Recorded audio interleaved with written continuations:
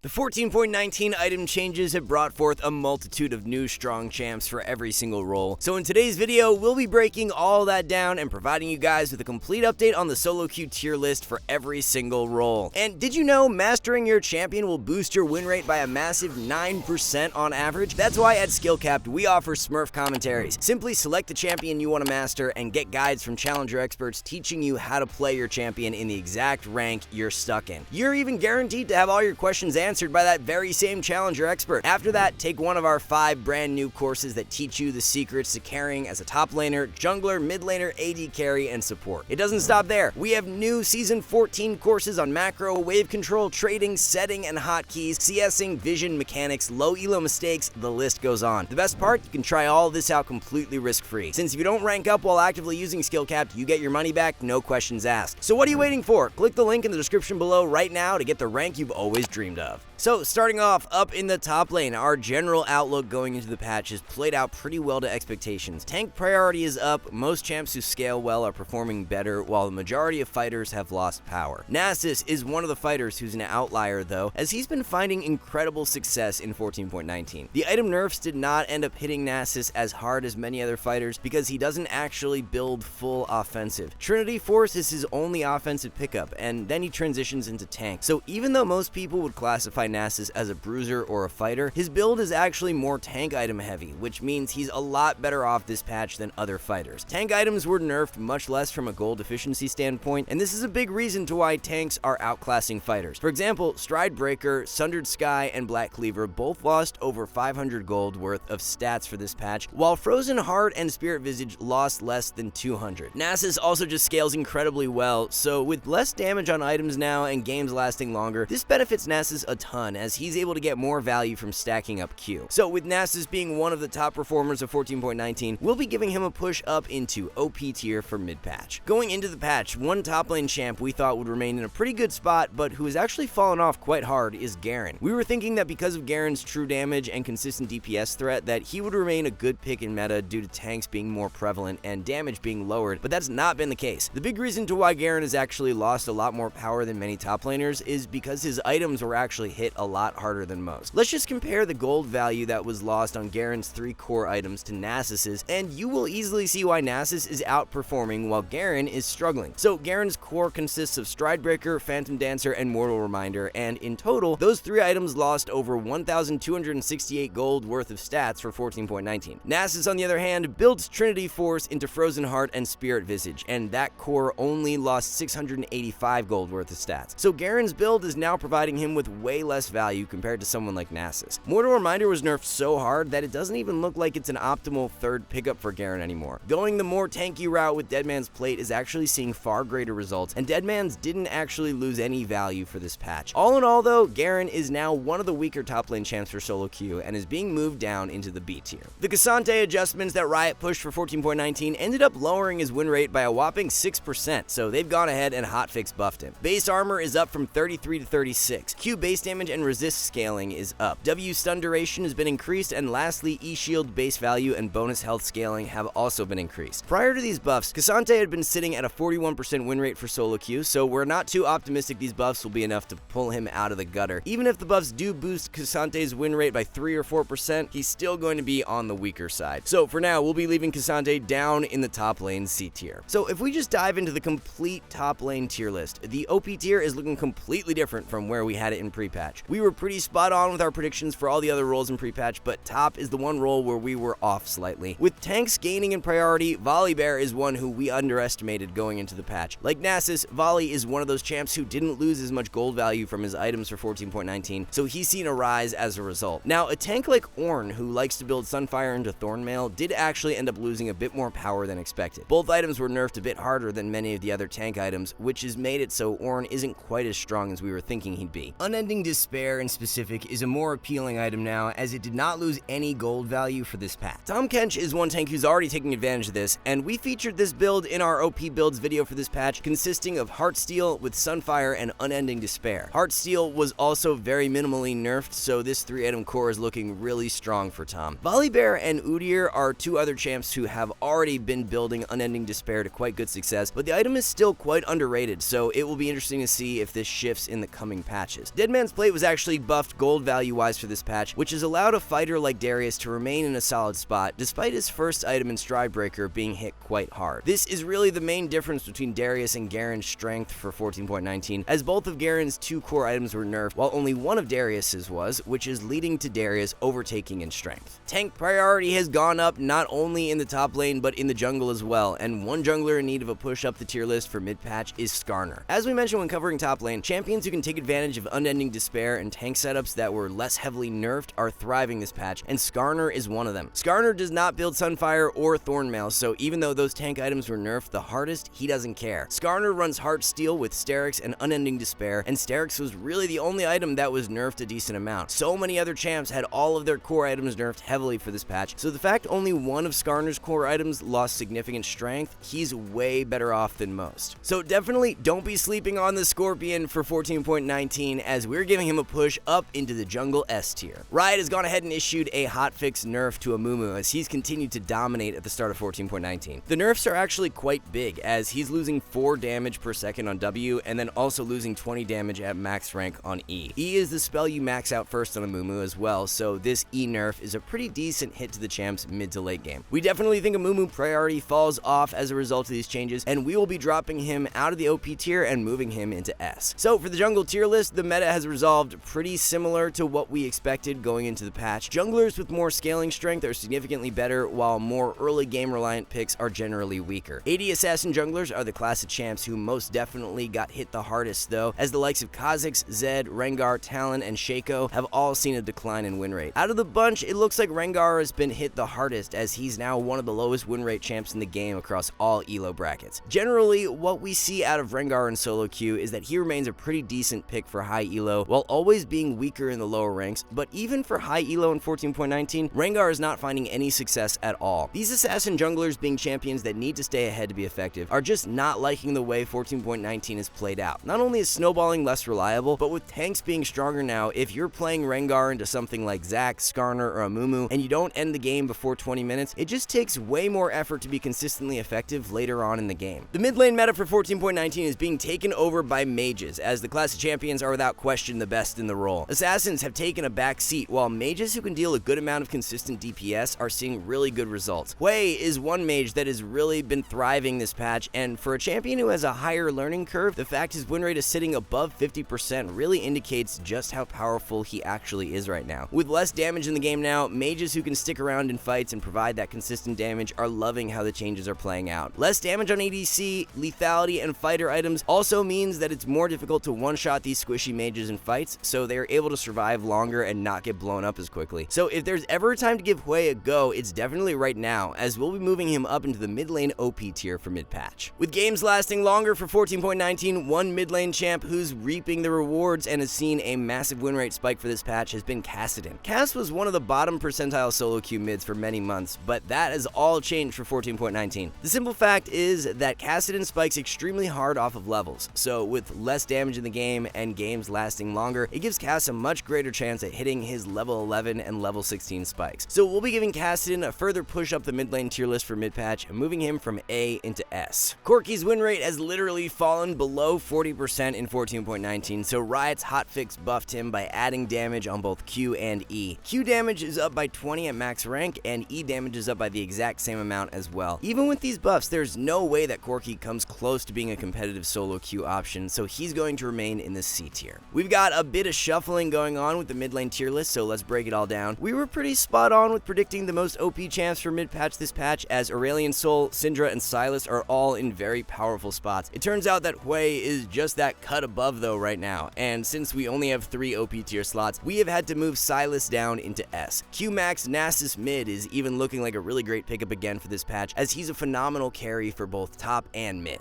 Other than the Sylas matchup, Nasus fares super well into melee mids, so at the very least, using him as a counter can work wonders for you in 14.19. In general, champions who are more reliant on bursting targets to be most effective are the ones who are struggling the most this patch. Fizz, Zed, Talon, and Qiyana have all seen a decline in win rate relative to mages. LeBlanc is one of the outliers who seem to have held up quite well this patch, so if you still want to play an assassin mid, LeBlanc is the priority option. Uxin is one of the more unique mids in the sense that he builds ADC items, and with the way the items were changed this patch, he has lost a considerable amount of strength, so we're moving moving him down the tier list. Moving on to ADC now. Going into the patch, we were expecting for Draven to be on the weaker side due to there being less damage in the game, but it turns out he wasn't actually nerfed as hard as many other ADCs. Riot didn't end up nerfing Bloodthirster at all, so Draven has actually shot up in strength relative to many ADCs, as his one-item spike has gotten stronger due to many other rushable items like Shiv, Kraken, and the Collector becoming weaker. Believe it or not, Draven is actually liking lethal tempo much more than many other ADCs, as he's finding far greater success with lethal than with press the attack. Lethal tempo Draven players are winning over 3% more than press the attack Draven players, which is absolutely insane. Even someone like Kog'Maw, who is great with lethal tempo, doesn't have that much of a gap between press the attack. So overall, it turns out that with lethal tempo's re-addition to the game combined with Bloodthirster not getting nerfed, Draven is one of the top tier ADCs for 14.19 and is being moved up into the S tier. One ADC who had been in the dumps for quite a long time but has seen a nice surge in strength for 14.19 is Kalista. For all the other roles, we are seeing a more distinct trend where scaling champs tend to be outperforming, but for ADC, both Kalista and Draven are outperforming the majority for this patch. Now, this is definitely due in part to just how strong lethal tempo is for both of them though, as Kalista is loving the re-addition of the rune. Attack speed is even more valuable on a champion like Kalista because her attack windup gets reduced by 0.75% per every 1% bonus attack speed. This means you're just jumping around a lot quicker with Kalista now, and in turn, it's seen her win rate jump by a couple percent. So, for the first time in a long time, Kalista is being moved out of the ADC C tier and is being placed in B. When we were discussing Jinx in our 14.19 solo carry video, we noted how lethality builds could see a decline in power for this patch, and to keep an eye on the stats to confirm this. Well, with the patch being live for a couple of days now, we can confirm this theory as lethality Jinx is now in a much weaker state relative to crit. The Collector, Opportunity, and Mortal Reminder just got hit too hard for the build to be worth it anymore. Lethality is already a stat that doesn't scale very well into the later stages of the game, and the fact that you're getting less early game value out of the build now makes it much less desirable. Unless you're really ahead early on and are confident that you can end the game before 3 items, then go ahead and build lethality, but if the game reaches 3 items, you're going to be way less powerful than if you had built crit. Crit build on 3 items in 14.19 has Jinx players winning 59% of the time, while lethality build on 3 items is only sitting at 54%. In 14.18 though, lethality builds were literally winning more on 3 items than crit, so it just goes to show how all the changes this patch have heavily reduced the reliability of lethality. This is definitely why Jinx has seen a bit of a dip in her overall win rate to start off 14.19, but we think as the patch progresses, it will slowly move back up with more players going back to crit, and if you're playing crit Jinx, we still think her power level is quite high. Tristana has been given a couple of hotfix buffs as she's been the lowest win rate ADC to start the patch at only 45%. Passive range has been increased from 125 to 150 at max level. Q mana cost is down from 50 flat to 30 scaling to 50. W mana cost is also down early on, but the same at max rank. And then for the final change, WAD ratio has been increased from 75 to 100%. There's a chance that Trist moves up to being a decent B tier pick due to these buffs, but we're definitely not expecting anything big out of them. For now, we'll be leaving Tristana in the ADC C tier, but if the changes do end up making her B tier worthy, then we'll adjust for next patch. So for the ADC role in 14.19, there's one outlier right now who's just simply a cut above everyone else, and that champ is Kog'Maw. It's unlikely that Kog actually receives the amount of attention that he deserves with how powerful he is, but if you're looking for that OP carry right now, there's nobody better. Kog loves the new lethal tempo and also loves the fact that assassins and fighters are not able to one-shot him as easy as before. The cherry on top is the fact that Lulu has seen a huge spike in popularity as of recent, and the Kog-Lulu duo is now without question the most powerful that you can play for 14.19. So with all that said, Kog is taking home the only OP tier slot for this patch. However, there are many very strong S tier picks to choose who are just slightly below him in strength. Kai'Sa, Jhin, Jinx, and Draven are all amazing pickups for this patch. Vayne and Varus are 2 other ADCs who are moving up the tier list for mid-patch, as they are winning a lot more now that lethal tempo is back in the game. ADCs who have been rushing the Collector in recent patches like Kate, Aphelios, and Samira are on the weaker side right now, as running lethality for 14.19 is just not as powerful with games lasting longer on average. On-hit ADC priority has definitely gone up for this patch, with lethal tempo being back, while a good chunk of crit ADCs have seen a decline in power. Going into the patch, we predicted that the support meta would change the least out of all the roles for 14.19, and it's played out exactly like that. Now, there is one item that you need to be paying more attention to for 14.19 that is giving rise to a few champs, and that item is Trailblazer. Gold efficiency-wise, Trailblazer was the only item in the game that was actually buffed for 14.19, so it's become a much better rush option on many melee supports. If you guys caught our OP builds video for 14.19, we noted how Rel has been one of the best Trailblazer users for this patch, and as a result, she's getting moved up into into the support S tier for mid-patch. With skirmishes lasting longer in 14.19 due to less damage being in the game, it's led to a very strong skirmishing support like Braum to see a spike in win rate. The longer that a skirmish lasts and the more champs that Braum can proc his passive on, the better the outcome. So with less burst damage coming out of ADCs, it's really nice for Braum. Melee supports in general are having a bit more of a difficult time for 14.19, but Braum and Rel are two exceptions, as Braum in specific wants to play fights much differently than a lot of other melee supports. Many melee supports are more reliant on finding that catch and bursting a target out to be most effective, but Braum is one of the few melee supports who actually thrives in a more extended fight and can actually just sit back and peel as well. So with less damage in the game, it favors Braum over the majority of melee options. So just like Rel, we will be giving Braum a move up back into the support S tier. So the top tier supports for 14.19 have not really changed from what we were seeing in 14.18. Senna and Poppy remain the best in the role. However, Lulu is a super powerful enchanter option as well. Lulu pairs really nicely with lethal tempo ADCs and was even just buffed in 14.18, so she's definitely the best solo queue enchanter that you can play right now. Supports who are more reliant on finding that catch and having their ADC follow up to burst out the target aren't faring quite as well right now. Less damage on ADCs means that capitalizing on picks is just less reliable now, so we're seeing champs like Blitz, Naut, Leona, Rakan, and Maokai struggling much more. Rel and Braum are the two melee supports who should definitely be of highest priority right now, as they are less reliant on initiating fights to be effective. You can sit back and peel for your carries really well with both Rel or Braum, so with most dive champs already having a more difficult time taking down carries due to less damage on their items, if there's a Braum or Rel there to peel, keeping your ADC alive is much easier this patch. Alright guys, one last thing, our rank up guarantee is insane. It's like signing up for the gym and getting a refund if you don't get ripped. That's how confident we are in SkillCapped. We obsess over making the best guides with top players, rigorous testing, and top tier video editing to make your climb easy. If you're ready to level up, visit skillcapped.com and see the difference. So there you have it everyone, a complete look at how the meta is shaped out for every single role due to the massive item changes. Thank you all so much for watching, and we'll see you back soon.